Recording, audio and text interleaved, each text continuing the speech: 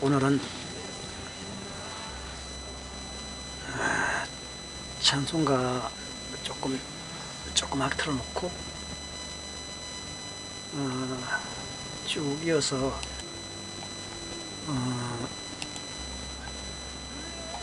전번에 밑에 페이지에서 보면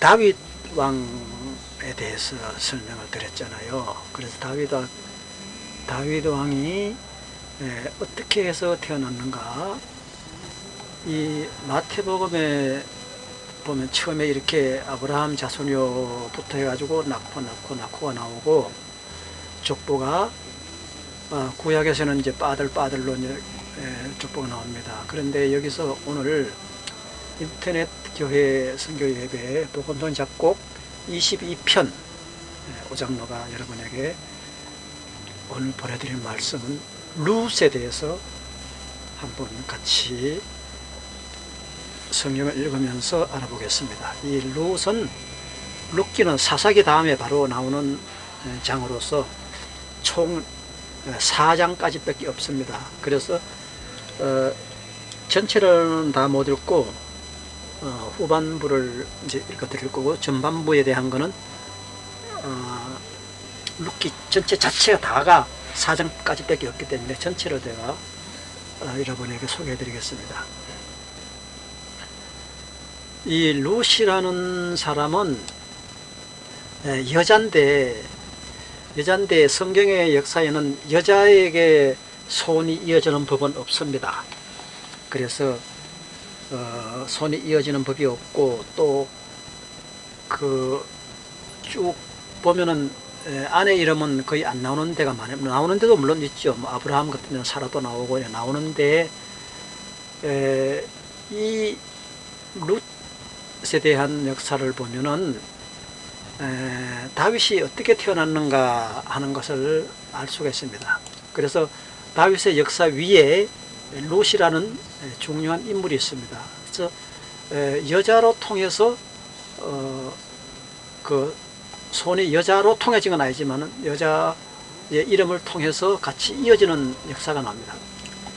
여기에 이제 마태복음에서 나오는 거 낳고에서 보면은 이런 내용이 나와요. 이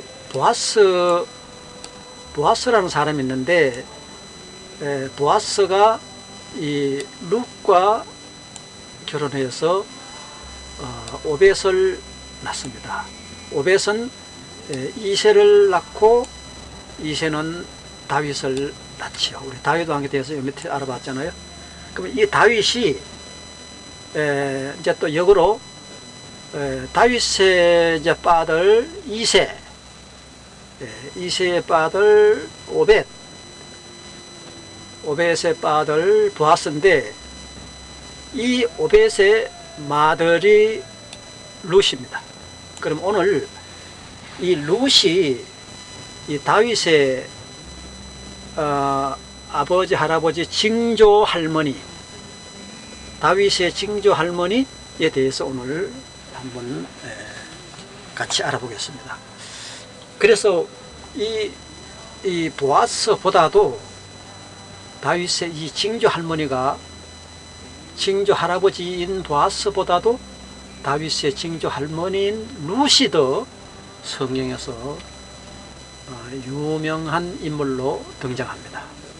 그래서 보아스라는 성경은 없는데 룻이라는 성경 한 권 자체가 다 4장으로 룻기스라는 성경이 한 권의 책으로 구약에 들어가 있습니다. 대단한 인물이다. 이제 그렇게 해서 우리 동양으로 말하면 연료비 같은 거, 그런 거를 세워줘야 될 그런 인물이 바로 룻입니다. 룻이라는 여자. 그러면은 이 역사에 대해서 룻이 어떻게 해서 다윗을 놓는 위대한 그 조상이 되었는가, 그렇게 한번 오늘 알아볼게요. 자, 룻기 1장 이렇게 보면은 이제 사사시대에 뭐 해가지고 이렇게 쭉 하니 이렇게 아비멜렉이고 뭐 이렇게 나옵니다. 좀 이렇게 나오는데 이건 다 읽어드릴 수 없고, 여기서 제가 이제 간추려서 설명을 드릴게요. 이 엘리멜렉이라는 사람이 이 나옴이라는 여자를 아내로 두었습니다. 그런데 이 나오미하고 엘리멜렉하고 나오미의 아들이 둘이 있었는데, 말론과 기론, 이렇게 나오미의 아들 둘, 나오미의 남편 엘리멜렉, 이렇게 있었는데, 나오미가 이 말론과 기론이라는 형제를 낳았습니다. 그렇고 이 사람들은 다 고향이 베들레헴 태생입니다. 그 베들레헴 태생인데, 베들레헴에서 이 모압이라는 땅, 모압이 그 평야거든요. 굉장히 큰 평야인데, 거기 이제 좋을까 싶어가지고 온 식구가 거리로 이방으로 말하자면 이사를 갑니다. 이사를 가는데, 그 이사 가는 걸 하나님의 노하셨는지 그래서 사고가 일어납니다. 그래서 이 나오미가, 여기도 역시 엘리멜렉보다도 나오미가 더 유명하고, 그 다음에 보아스보다도 룻이 더 유명하거든요. 그래서 오늘 주로 인물이 이 나오미와 룻의 대화가 나옵니다. 나오미는 룻의 시어머니죠. 그래서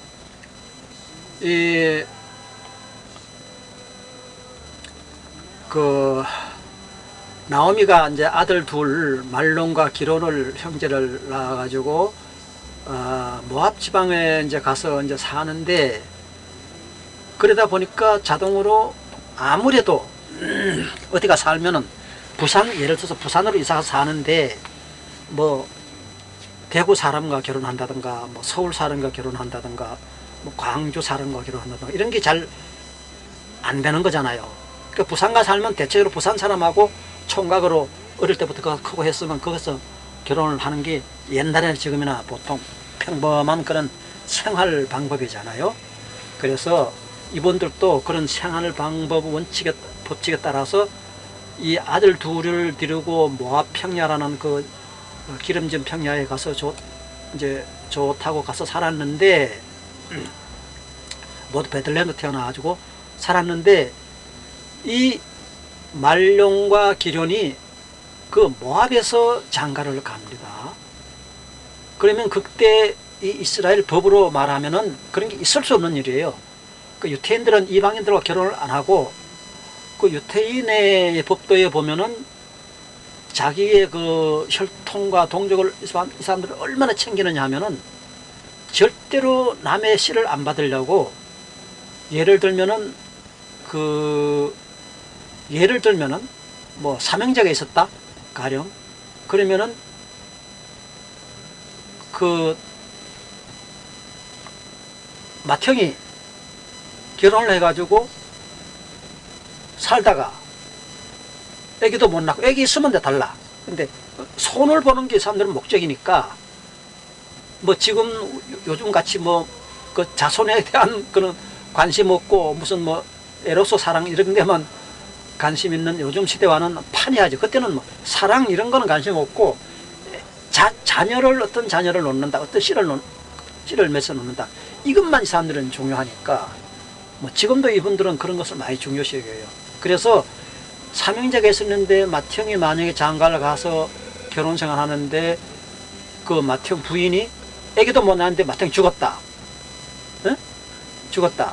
그러면 당연히 그 나라 법대로 따져서 그 다음 둘째가 그 형수하고 삽니다. 그냥 사는 거예요. 사는데, 그 사는 것도 잠시인 게 뭐냐면은 자녀를 놓을 때까지만 살아요. 그래서 자녀를 놓으면은 또 이제 둘째는 그 형수하고 안 살고 이제 가서 자기 부인을 얻을 수 있는 권한이 있어요. 그게 문화라는 게 생각하기 나름인데, 이렇게 그렇게 나무 씨를 받는 것보다 그 자기 혈통, 자기 친척의 씨를 받겠다 하는 게 그 나라의 법칙입니다.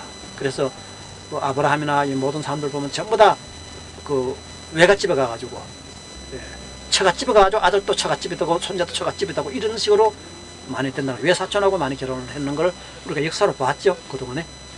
그래서 문화가 그렇게 틀린다는 것밖에 없지 그것은 꼭 안 된다. 우리나라 같이 뭐 천륜을 범했네. 우리 그 저기 뭐야 동창생이 한번 이 얘기를 하는데, 우리 그 고향에 갈 때 징병 검사 받으라는 이제 걔가 나와가지고 얘기하는데, 자기 옆에 있는 그 우리 2회인가 3회인가 선배가 하나 있었어요. 근데 걔가 졸업을 하고 조금 컸는데 자기 형수가 있었어요.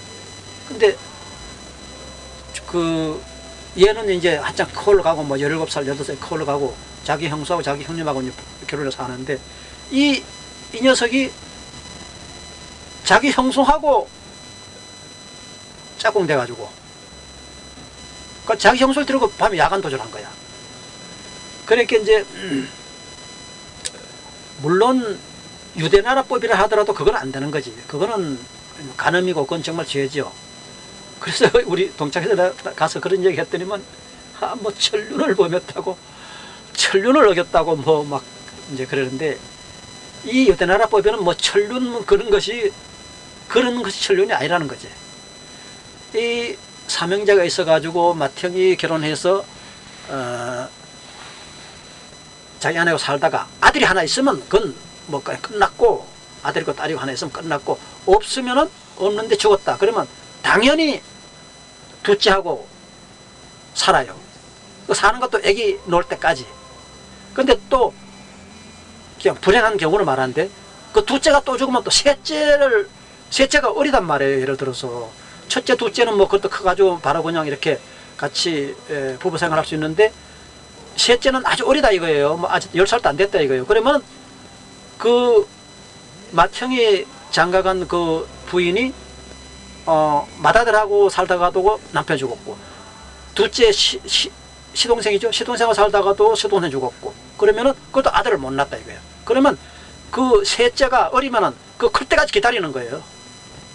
그 셋째를 클 때까지 기다려가지고 그 커가지고 이제 성년이 되면은 또 셋째하고 사는 거예요. 사가지고 자식 놓으면 이제 끝이야. 자식 놓으면 셋째는 또 다 그 형수하고 같이 안 살고 또 딴 데 결혼할 수 있어요. 그것이 그 나라의 그 법칙입니다. 법이 그래요. 그게 문화의 차이죠. 우리나라 같은 거 어림도 없는 일이죠. 그래서 우리나라 법으로 이제 봐가지고 그건 절대 안 됐다, 그건 천륜을 어겼다, 뭐 이렇게 한다고 하면 그것은 말도 안 돼. 또 그것이 정상화되고 우리나라에서 그런 걸 만약 안 하면 그걸 천륜 어겼다, 그 사람도 그렇게 되는 거죠. 그래서 천륜이라는 게 없는 거예요. 그 나라의 법칙에 따라서, 정한 법에 따라서 생각하기 나름이에요.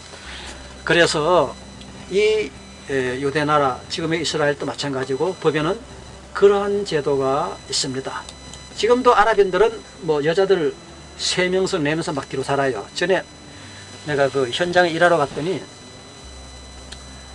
그 소련, 러시아 뭐 그쪽에서 온 것 같은데 그것도 해교가 굉장히 심해요. 그 해교는 아직도 옛날 그 구약법을 그걸 그대로 지키고 있거든요. 그래서 걔가 보니까 머리가 깨작 돌아가더라고. 거기서 와서 막노동을, 우리는 나는 기술자니까 기술적 일하는데 용자 사람 불렀는데 얘가 막노동하러 왔어. 와가지고 딱 지켜보니까 뭐 좀 말이 많긴 한데 하여튼 뭐 머리가 다 들어가더라고. 근데 걔가 여자를 3명 데리고 있다 이거야.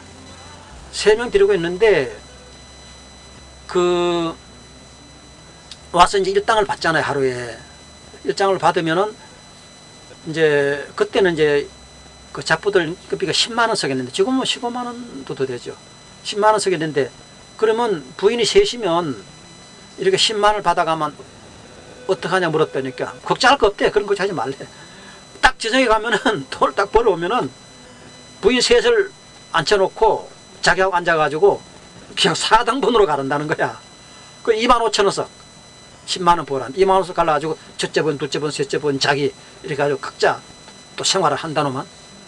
뭐 그런 것이 그 회교라든지 그 유대법에 그런 방법이에요. 그러니까 그는 부인을 아무 말 들어서 제가 안 되고, 하여튼 뭐 지금도 그는 그러니까 그 해교인들 그렇게 하더라고.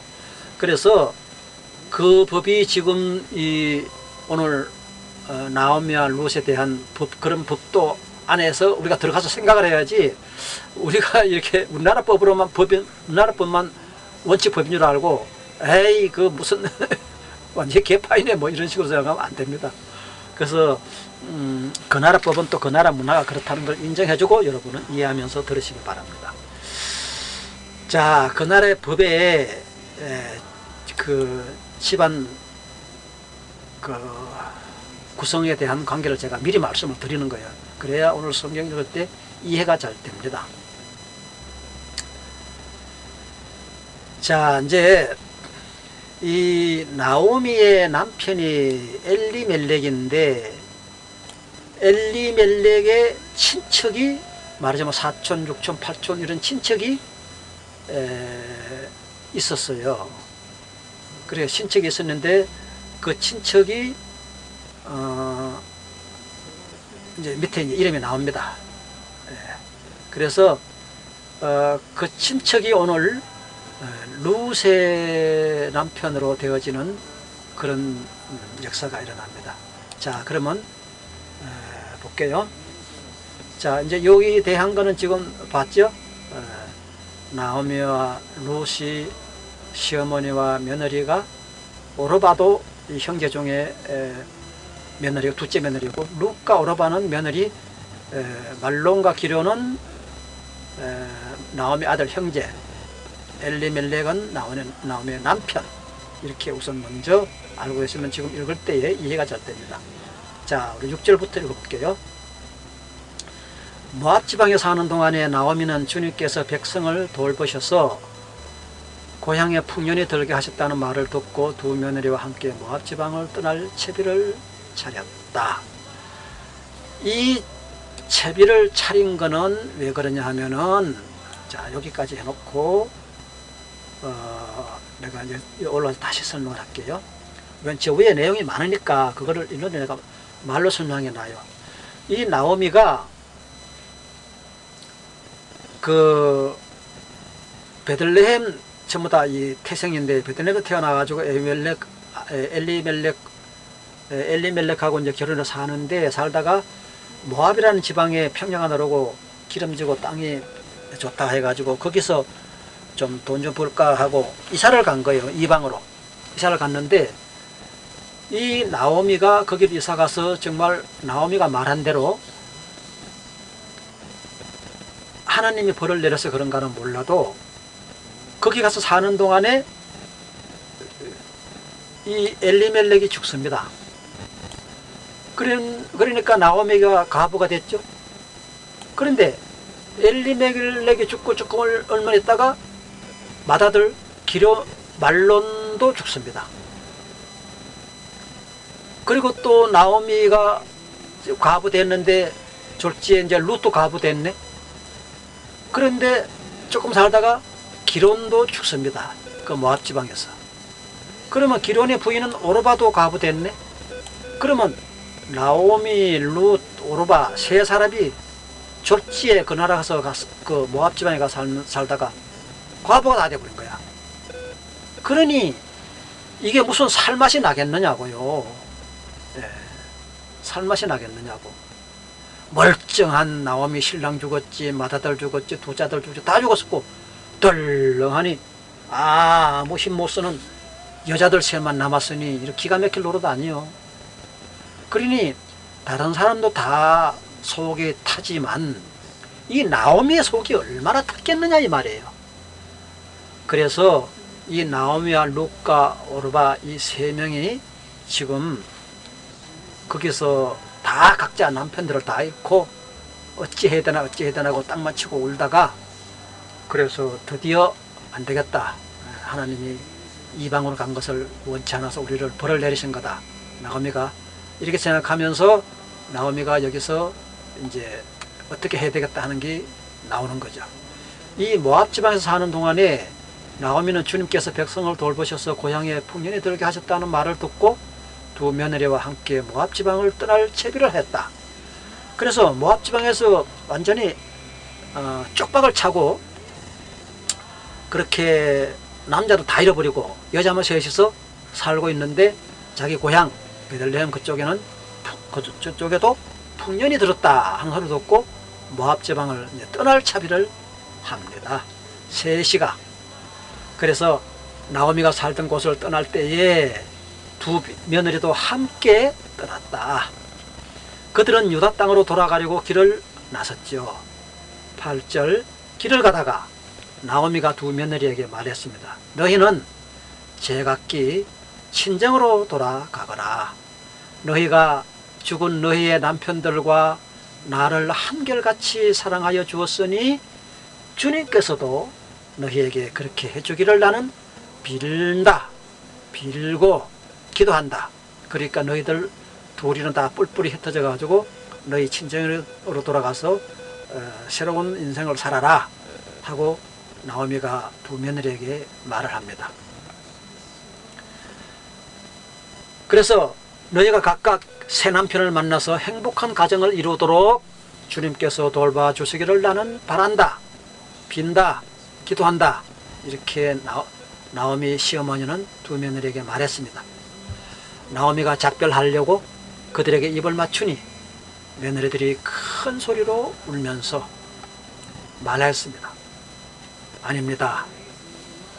우리도 어머님과 함께 어머님의 결례에게로 민족에게로 돌아가겠습니다. 그러나 나오미는 말렸습니다. 돌아가다오 내 딸들아, 어찌하여 나와 함께 가려고 하느냐. 아직 내 뱃속에 아들들이 들어있어서 그것들이 너희 남편이라도 될 수 있다는 말이냐. 그렇게 이 유대법에 조금 전에 얘기했죠. 유대법에 의하면은 나오미가 만약에 아들만 둘 주가 가지고 며느리 둘이 가보됐다 그러면 나오미가 엘리멜렉이 살아있다면 엘리멜렉에서 다시 마저 아들을 낳을 가능성이 있으면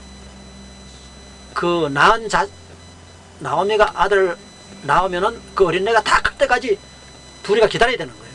그게 너나라 법이에요. 합법적이에요. 그게. 그래야 되는데 이거 지금 나오면은 신랑도 죽었고 나이도 많고 전혀 너희 며느리들에게 내가 자식을 낳아줄 장차 배필이 너 신랑이 되어줄 자식을 낳아줄 능력이 전혀 없는데 나오면은 속에 타는 거죠. 그렇게 나오미가 이렇게 말하는 거예요. 어찌하여 나와 함께 가려 하느냐. 아직 내 뱃속에 아들들이 들어있어서 그것들이 너희 남편이라도 될 수 있다고 너희들은 생각하느냐. 이렇게 나오면은 그 나라 법대로 그 나라의 법칙대로 말한 거죠. 그래서 나오면은 며느리들에게 호소를 합니다. 울면서 돌아가다오 내 딸들아, 제발 돌아가거라. 재혼을 하기에는 아직도 내가 너무 늙었다. 나오미가 그 며느리를 붙잡아 두려면 재혼을 해서라도 그 며느리를 붙잡아 뒀다가 자녀를 낳아야 며느리들이 그 자녀를 기다렸다가 또 거기서 씨를 받는 거죠. 그래서 나는 너무 늙었다. 설령 나에게 어떤 희망이 있다거나 오늘 밤 내가 남편을 맞아들여서 아들들을 낳게 된다 하거나 하더라도 너희가 그것들이 클 때까지 기다릴 셈이냐? 그때까지 재혼도 하지 않고 홀로들 지내갔다는 말이냐? 아서라 마서라 말을 안 된다. 내 딸들아, 너희들 처지를 생각하니 내 마음이 너무 괴롭구나. 주님께서 손으로 나를 치신 것이 분명하다. 나오미는 이렇게 하늘을 쳐다보며 자기의 신세를 한탄했습니다. 그들은 다시 큰 소리로 울었습니다. 마침내 오르바는 시어머님께 입맞추면서 작별 인사를 드리고 떠났다. 며느리 둘 중에서 둘째 며느리가 떠났죠. 그러나 룻은 오히려 시어머니 곁에 더 달라붙었다. 그러자 나오미가 다시 타일렀다. 보아라, 네 동서는 저의 결의와 저희들의 민족과 신에게로 돌아갔다. 왜 그러냐면 이 두 여자는 다 모압 여자들이기 때문에 신도 달라요. 나오미는 하나님을 섬기지만 모압은 또 모압의 신에 따로 있거든요. 그래서 너의 동서는 너의 그 민족과 너희들이 섬기던 신에게로 다 돌아갔다. 이렇게 말한 거죠. 너도 네 동서의 뒤를 따라 친정으로 돌아가거라 하고 나오미가 롯에게 명령을 다시 한번 합니다. 그러자 롯이 대답하였다. 나더러 어머님 곁을 떠나라거나 어머님을 뒤따르지 말고 돌아가라고는 강요하지 마십시오. 어머니가 가시는 곳에 나도 가고 어머님이 머무르는 곳에 나도 머무르겠습니다. 어머니의 민족이 내 민족이고 어머니의 하나님이 내 하나님입니다. 이 롯의 신은 원래 하나님이 아니고 모압 지방에서 섬기던 신을 섬기던 친정을 섬기던 사람인데 이제는 시어머니의 신 하나님을 자기 하나님이라고 신도 바꾸겠다. 이렇게 시어머니에게 말했습니다. 어머님이 숨을 거두시는 곳에서 나도 죽고 그곳에 나도 묻히겠습니다.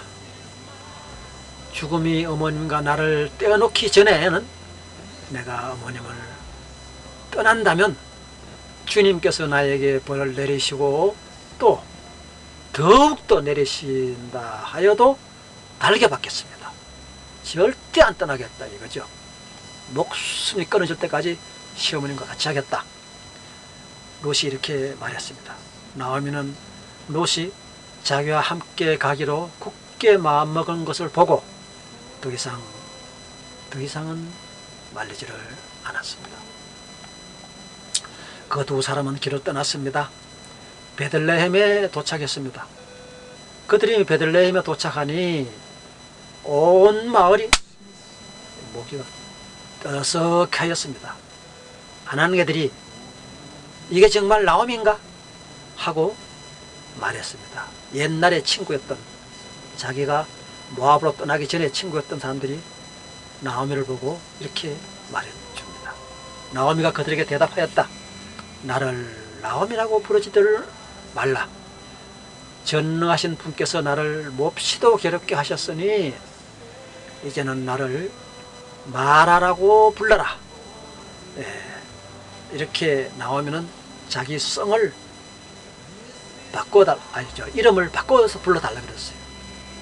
나오미와 같이 아름다운 이름이 아니고 내가 거기 가서 완전히 우리 집안이 다 망했다는 그런 뜻의 마라라는 이름을 불러다오 이렇게 말했습니다.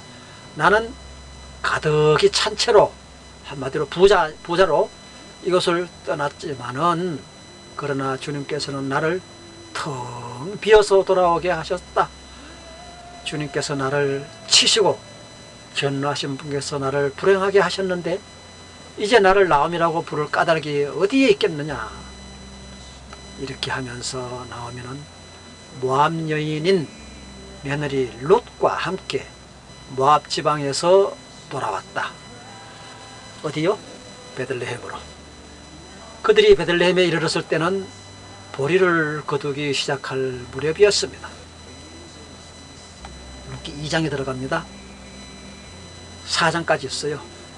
나오미에게는 남편 쪽으로 친족이 한 사람이 있었다.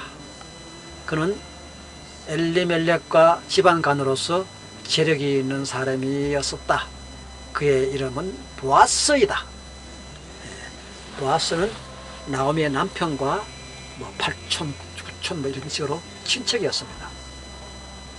어느 날 모압 여인 룻이 나오미에게 말했습니다. 내가 밭에 나가서 나가볼까 합니다. 혹시 나에게 잘 대하여 주는 사람을 만나면 그를 따라다니면서 떨어진 이삭을 줄까 합니다. 나오미가 룻에게 대답했습니다. 그래, 한번 나가보아라. 그래서 우리가 저녁종인가 하는 그 그림이 하나 있잖아요. 밀레종인가 뭐 하는 거. 그게 룻이 보리삭을 주는 그림이다, 뭐 이렇게 말하는 걸 들었습니다. 그런데 그것에 대해서는 내가 확실히 모르겠고, 그거는 우리 신학교에서 배운 건 아니고 딴 데서 들었어요. 그리하여 롯은 밭으로 나가서 곡식 거두는 일꾼들을 따라다니며 이삭을 주었습니다. 보리 이삭을 주었죠. 그가 간 곳은 우연히도 엘리멜렉과 지방간인 보아스의 밭이었다. 그때에 마침 보아스가 베들레헴 성읍에서 왔다. 그는 주님께서 자녀들과 함께 하시기를 비내 하면서 곡식을 거두고 있는 일꾼들을 격려를 했습니다. 그들도 보아스에게 주님께서 주인 어른께 복을 베푸시기를 바랍니다 하고 인사했습니다. 그 나라 인사법은 이거예요. 신이 여러분들을 축복해 주기를 원하네. 일꾼들에게. 일꾼은 주인에게 주인 어른께 복을 베푸시기를 바랍니다 하고, 우리나라같이 밥 먹었느냐 묻는 게 아니고, 미국 사람들 같이 뭐 날씨 좋다 이게 아니고, 그저 여기는 하나님의 축복을 빌어주는 게 인사죠. 보아스가 일꾼들을 감독하는 젊은이에게 물었다. 저 젊은 여인은 네 집 아낙네인가? 이삭 주는 룻을 보고 보아스가 물었습니다. 일꾼들을 감독하는 젊은이가 대답하였습니다. 저 젊은 여인은 나오미와 함께 모압 지방에서 돌아온 모압 사람입니다. 이방인이죠. 일꾼들이 뒤를 따라다니면서 곡식단 사이에 떨어진 이삭을 줍도록 허락해 달라고 하더니만 아침부터 와서 지금까지 저렇게 서 있습니다. 아까 왜냐하면 보리를 베야 보리삭을 주니까 일을 안 시작했으니까. 그래서 룻은 일꾼들이 일할 때 보리단을 거둘 때 거기서 떨어진 이삭을 주려고 기다리고 서 있는 거죠. 아까 여기 밭집에서 잠깐 쉬었을 뿐입니다. 보아스가 룻에게 말했다. 여보시오, 세댁, 내가 하는 말을 잘 들으시오. 이삭을 주우려고 다른 밭으로 가지 마시오. 그리고 여기에 떠나지 말고 우리 밭에서 일하는 여자들을 바싹 따라다니도록 하시오. 우리 일꾼들이 곡식을 거두는 밭에서 눈길을 돌리지 말고 여자들이 뒤를 따라다니면서 이삭을 줍도록 하시오. 젊은 남자 일꾼들에게는 덱을 건드리지 말라고 단단히 내가 일러두었소. 두겠소. 목이 마르거든 주저하지 말고 물단지에 가서 젊은 남자 일꾼들이 길어다 둔 물을 마시도록 하시오. 그러자 룻은 엎드려 이마를 땅에 대고 절을 하면서 보아스에게 말하였습니다. 저는 한낱 이방 여자일 뿐인데 어찌하여 저 같은 것을 이렇게까지 잘 보살피시고 생각하여 주시옵니까? 보아스가 룻에게 대답을 했습니다. 남편을 잃은 뒤에 덱이 시어머니에게 어떻게 하였는지를 자세히 들어서 나는 다 알고 있소이다.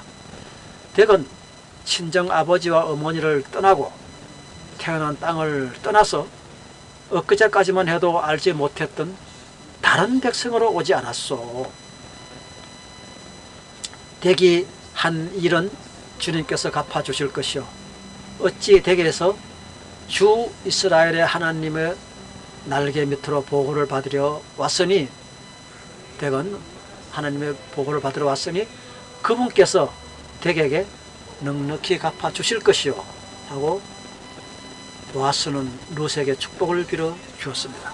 룻이 대답했습니다. 어른께서 이토록 잘 보살펴 주시니 몸둘 바를 모르겠습니다. 어른께서 거느리고 계신 여종들 축에는 끼지 못할 여종들 축에도 끼지 못할 이 종을 이처럼 유료하여 주시니 보잘것없는 이 몸이 큰 용기를 얻습니다. 먹을 때가 되어서 보아스가 그에게 말하였습니다. 이리로 오시오. 음식을 듭시다. 빵 조각을 초에 찍어서 드시오. 룻이 일꾼들 옆에 앉으니 보아스는 그 여인에게 볶은 곡식을 내주었습니다. 볶은 곡식은 룻이 배불리 먹고도 남았습니다. 그날의 식사는 볶은 곡식과 빵, 우유 뭐 이제 이런 식으로, 우리나라하고 밥이 아니죠. 룻이 이삭을 주우려 가려고 일어서자 보아스가 젊은 남자 일꾼들에게 일렀다. 저 여인이 이삭을 주울 때에는 곡식단 사이에도 줍도록 하게. 자네들은 이 여인을 괴롭히지 말게. 그를 나무라지 말고 오히려 단에서 조금씩 이삭을 뽑아서 흩어서 그 여인이 줍도록 해주게. 롯은 저녁 때까지 밭에서 이삭을 주었다. 주운 이삭을 뜨니 보리가 한 에바쯤 되었다. 거의 한 말 가까이 준 거죠. 롯은 그것을 가지고 성읍으로 돌아갔다.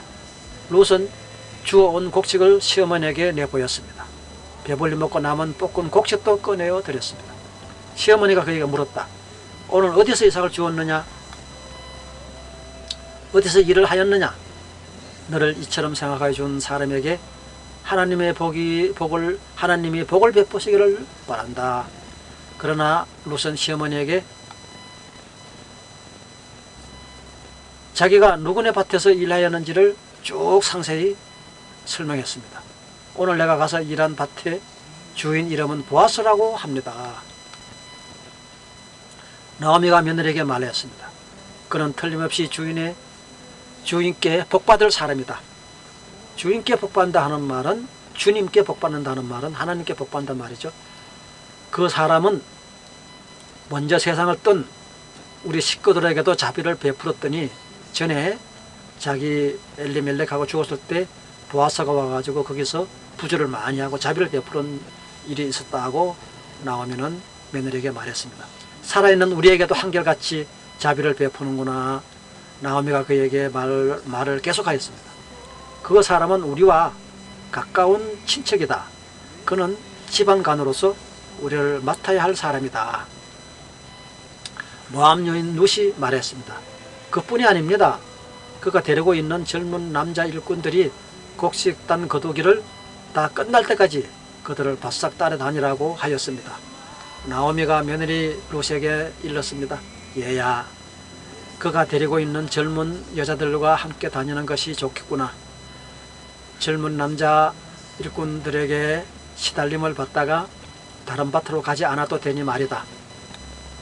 그리하여 롯은 보리거두기 뿐만 아니라 밀거두기가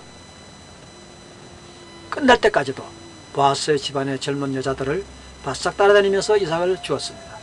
그러면서 롯은 시어머니를 모시고 살았습니다. 3장 1절. 시어머니 나오미가 룻에게 말했습니다. 얘야, 네가 정말 행복하게 살만한 안락한 가정을 내가 찾아보아야겠다. 생각해보렴. 우리 친척 가운데에 보아스라는 사람이 있지 아니하냐? 네가 요즘 그 집 여자들과 함께 일하고 있지 않느냐? 잘 들어보거라. 오늘 밤에 그가 타작마당에서 보리를 까부를 것이다.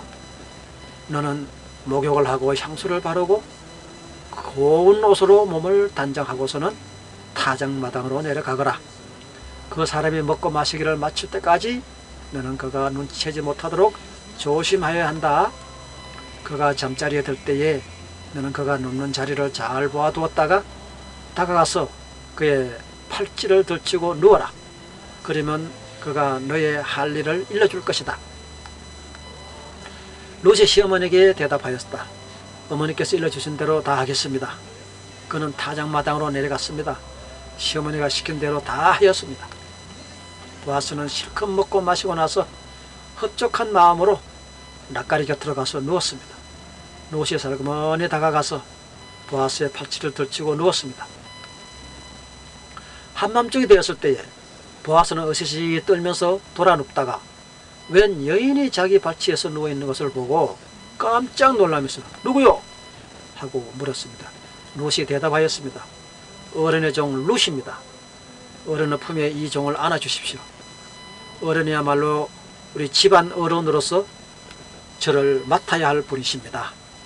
보아스가 룻에게 말했습니다. 이봐요, 룻, 그때는 주님께 복받을 여인이요, 가난하든 부유하든 젊은 남자를 따라 감직도 한데 그렇게 하지 않았으니 지금 그대가 보여준 가력한 마음씨는 이제까지 보여준 것보다 더욱더 값진 것이요, 이제부터는 걱정하지 마시오. 룻, 그대가 바라는 것이라면 무엇이든지 내가 다 들어주겠소. 그대가 정숙한 여인이라는 것은 온 마을 사람들이 다 알고 있어. 내가 지방간으로서 그대를 맡아야 할 책임이 있다는 것은 틀림없어. 하지만 그대를 맡아야 할 사람으로 나보다 더 가까운 친척이 한 사람이 있어이다. 오늘 밤은 여기서 지내고 날이 밝거든 봅시다. 그가 지방간으로서 그대를 맡겠다면 룻이 얘기하는 거는 친척의 관계가 룻이 만약에 보아스가 말하는 거는 보아스와 룻의 친척 관계가 보아스는 나오미와 예를 들어서 뭐 한 8촌이라면은 8촌 말고 거기는 이제 가까운 친척을 요구하는 거니까 그렇게 얘기하잖아요. 그 형수가 그 시동생을 기다린다는 그런 원리 법칙으로 하는 거죠. 그러면 당연히 자기가 나오미하고 더 가까운 친은 사촌이 있는데 자기는 8촌이다 이거예요. 그러니까 그 사촌을 해결을 해야지 원칙적으로 한다 그러면 사촌하고 해야 된다. 그러니까 내가 당신과 같이 살 수가 없다. 그 사촌을 내가 당신하고 잘 접촉을 해보겠소. 이렇게 하고 이제 보아스가 밝힙니다. 자기보다는 자기의 나오미하고 더 총수가 가까운 사람이 있다. 그 사람하고 내가 밀접해서 잘 타협을 해서 이제 이 얘기 나옵니다. 그가 지방간으로서 그대를 맡겠다면은 보아스가 얘기하는 어떤 사람이면 그 사람 이름이 안 나와요 여기. 맡겠다면은 그 사람이 사촌이니까 그 사람이 당신을 맡아준다면은 좋겠소. 그렇게 하도록 합시다. 그러나 그가 그렇게 하지 않겠다면 그때는 내가 그대를 맡겠소. 이것은 내가 살아계신 주님을 두고 맹세하는 것이요. 아침까지 누워 있으시오. 룻은 새벽녘까지 그의 발치에 누워 있다가 서로 얼굴을 알아보기 어려운 이런 새벽에 일어났다. 이것은 보아스가 그 여인이 타작마당에 와서 있었다는 것을 남들이 알아서는 안 된다고 말하였기 때문이다. 보아스가 말하였습니다. 걸치고 있던 겉옷을 이리 가지고 와서 펴서 꼭 잡으시오. 보아스는 룻이 겉옷을 펴서 잡고 있는 동안에 보리를 6번 대어서 6대 그에게 이어주고는 성읍으로 돌아갔습니다. 룻이 시어머니에게 돌아오니 시어머니가 물었다. 얘야 어찌 되었느냐? 룻은 그 남자에게 자기에게 한 일을 시어머니가 낱낱이 다 말했습니다. 덧붙여서 말했습니다. 6번이나 되어서 준 이 보리는 어머님께 빈손으로 가서는 안 된다고 하면서 바로 그가 손수 담아준 것입니다. 그러자 시어머니가 일렀습니다. 얘야 일이 어떻게 될지 확실해질 때까지는 너는 가만히 기다리고 있거라. 아마 그 사람은 지금쯤 가만히 있지 않을 거다. 이 일을 마무리 짓는 데에 오늘을 넘기지는 않을 것이다. 4장 마지막 장입니다. 보아스가 성문 위 해관으로 올라가서 앉아있는데 그가 말했던 지방간이라는 사람, 나오미와 촌수가 더 가까운다는 그 사람 말이에요. 지방간으로서 책임을 져야 할 바로 그 사람이 마침 지나가고 있었습니다. 보아스가 그에게 여보시오 이리로 좀 올라와서 앉으시오 하고 말했습니다. 그러자 그가 올라와서 앉았다. 보아스는 성읍 원로 옆 사람을 청하여 그 자리에 함께 앉도록 하였다. 그 사람들이 모두 자리에 와서 앉자 보아스가 지방간으로서 책임을 져야 할 사람에게 말하였습니다. 모압 지방에서 돌아온 나오미가 우리의 친척 엘리멜렉이 가지고 있는 밭을 팔려고 내놓았소. 나는 이 사실을 분명히 알려드리오. 여기 앉아 계시는 분들과 우리 마을 어른들께서 보시는 앞에서 나는 당신이 그 밭을 사라고 말씀드리오. 당신이 지방간으로서 책임을 지겠다면 그렇게 하시오. 그러나 지방간으로서 책임을 지지 않겠다면 그렇게 하지 않겠다고 분명히 나에게 말하여 주시오. 당신이 지방간으로서 책임이 있는 첫째 사람이요. 나는 그 다음이 될 것이요. 그러자 그가 대답하였다. 내가 지방관으로서 책임을 지겠소. 왜냐하면 재산 때문에. 보아스가 다시 말했습니다. 그렇다면 나오미의 손에서 그 밭을 사는 걸로 고인의 아내인 모압 여인 룻도 아내로 맞아들여야 할 것이요. 그렇게 하여야만 그가 물려받은 그 유산이 고인의 이름으로 남게 될 것이요. 그러자 지방관으로서 책임이 있는 그 사람이 말했습니다. 그런 조건이라면 나는 지방관으로서 책임을 질 수 없소이다. 잘못하다가는 내 재산만 축나게 생겼소. 나는 그 책임을 질 수 없으니 당신이 내가 져야 할 지방관으로서 책임을 지시오. 옛적의 이스라엘에는 유산 매매나 물물교환과 같은 일을 법적으로 분명히 할 때에는 한쪽 사람이 다른 한쪽 사람에게 자기의 신을 벗어서 주는 습관이 있었습니다. 관습이 있었습니다. 이스라엘에서는 이렇게 함으로써 일이 확정되었다는 증거를 삼는 것이었습니다. 지방관으로서 책임이 있는 그 사람이 보아스에게 당신이 사시오 하면서 자기의 신을 벗어 주었습니다. 그러자 보아스가 원료들과 온 마을 사람들에게 선언하였습니다. 여러분은 오늘 이 일의 증인입니다. 나는 엘리멜렉이 가지고 있던 모든 것과 기론과 말론이 가지고 있던 모든 것을 나오미의 손에서 사겠습니다. 나는 말론의 아내인 모압 여인 룻도 아내를 맞아들여서 그 유산이 고인의 이름으로 남아있도록 하겠습니다. 그렇게 하여 고인의 이름이 그의 고향 마을에서도 끊어지지 않고 친척들 사이에서도 끊어지지 않도록 하겠습니다. 여러분 오늘 이 일의 증인입니다. 그러자 성문위 회관에서 모인 온 마을 사람들과 원로들이 대답하였습니다. 우리가 증인이다. 주님께서 그대와 그대의 집안으로 들어가는 그 여인을, 이스라엘 집안을 일으킨 두 여인 곧 라헬과 레아처럼 되게 해주시기를 빕니다. 에브라 가문에서 그대가 번성하고 또한 베들레헴에서 이름을 떨치기를 빕니다. 한마디에 결혼식과 같은 것을 선포하는 거죠. 주님께서 그 젊은 부인을 통하여 그대에게 자손을 주어서 그대의 집안이 다말과 유다 사이에서 태어난 아들 데레스의 집안처럼 되게 하시기를 빕니다. 보아스는 룻을 아내로 맞이했습니다. 그 여인이 자기 아내가 되자 그는 그 여인과 동침하였습니다. 주님께서 그 여인을 보살피시니 그가 임신하여 아들을 낳았다. 그러자 이웃 여인들이 나오미에게 말하였습니다. 나오미가 누구죠? 룻의 시어머니. 이제는 시어머니도 아니고 저쪽 시어머니도 아니고 어정쩡한 그 시어머니가 오히려 보아스라는 사람이 자기 아들과 같이 되었고 자기 손주와 같은 아들을 낳았습니다. 보아스와 룻 사이였어. 그러나 이 나오미는 룻이 낳은 그 아들은 어디까지나 자기 아들이다라고 이렇게 생각을 하고 있습니다. 그렇게 해서 그러자 이웃 사람들이, 여인들이 나오미에게 말했다. 주님께 찬양을 드립니다. 주님께서는 오늘 이 집에 자손을 주셔서 대가 끊어지지 않게 하셨습니다.